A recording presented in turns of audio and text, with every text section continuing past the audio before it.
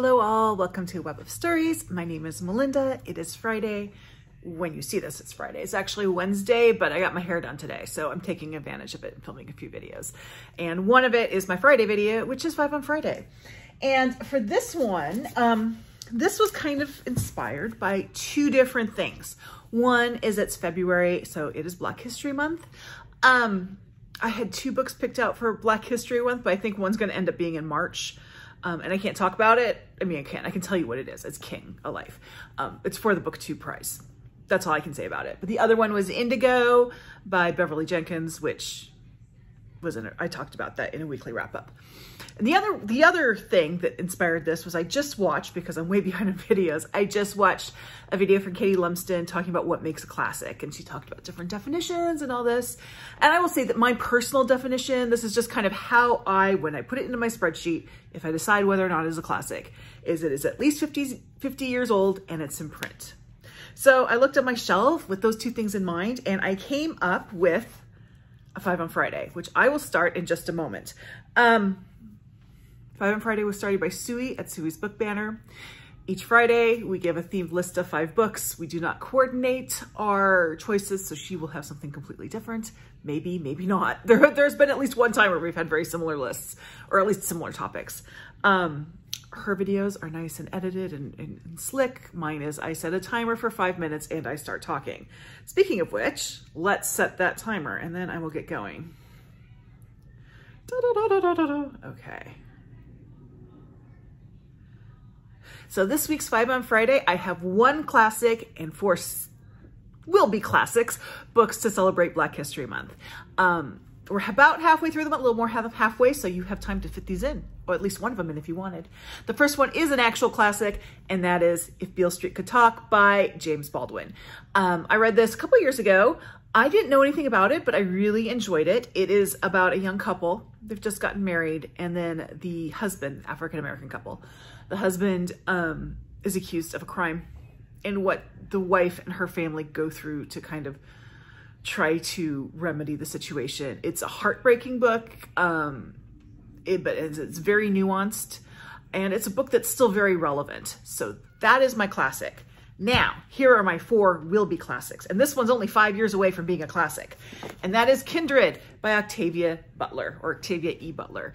And this is a time travel book, so it's science fiction because it's time travel, but to me it's more historical fiction because it's about a woman who is, through ways that's never really understood, kind of sucked through the wall of her house and sent back into the 19th century to a plantation. She's in LA when this happens. A plantation in Maryland where she has to keep saving this. He starts as a young boy and he gets older over and over again.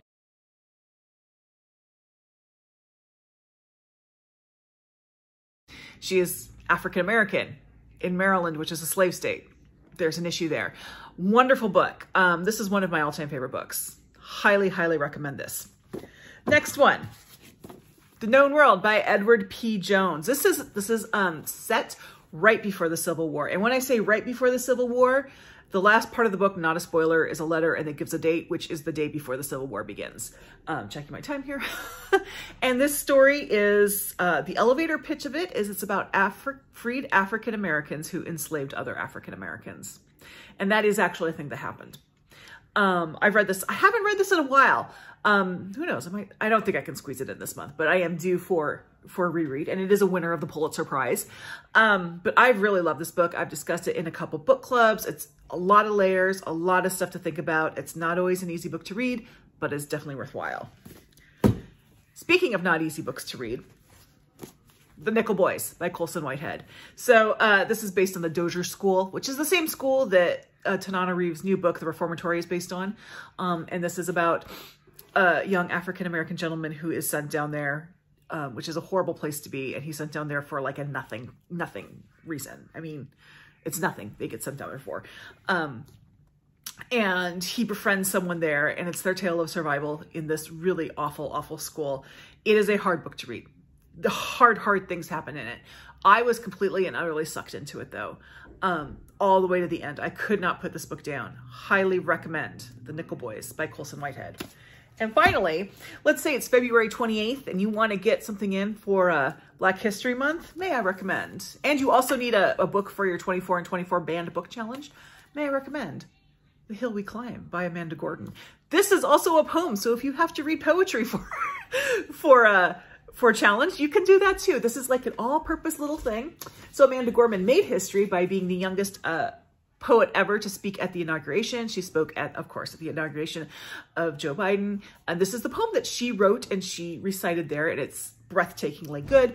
It also was challenged in the state of Florida. Of course it was Florida, by a woman who thought she was Oprah Winfrey, thought Amanda Gorman was Oprah Winfrey. The woman didn't think she was Oprah Winfrey. The woman was an idiot. I read her claim. It was stupid. Don't listen to her. But an excellent book. I mean, excellent little poem. I mean, you could read this in 10 minutes. It's wonderful. And it's an easy poem. But I would recommend if you do read this, then go find the video of her speaking because it's really worth it. But this is a classic. And I intentionally pulled this. I do have her larger collection of poems, which is called Call Us What We Carry, which includes this poem. And I decided to go for this one. Mostly because this poem itself is so notable. But you could always do her collection of poems as well. It'll just take you longer to read. This one you can read in one sitting. But definitely worth it. So those are 5 options in the classics or soon to be classics, or maybe not so soon, like in 46 years. My definition, did I even say my definition of a classic? By the way, I'm out of time. I got 7 minutes to spare. My definition of a classic, I can't even remember if I said it, but was a book that is at least 50 years old and is still in print, or is in print, I should say. It could have gone out of print and been brought back. That is my very rough, this is a classic definition. So you got like 46 years to wait on this one. Anyway, that's my 5 on Friday. Like, subscribe, join my Discord, information's down below, and be sure to check Sui out and see what she's doing this week. Her channel is also linked below. Thank you very much, and I will see you next time.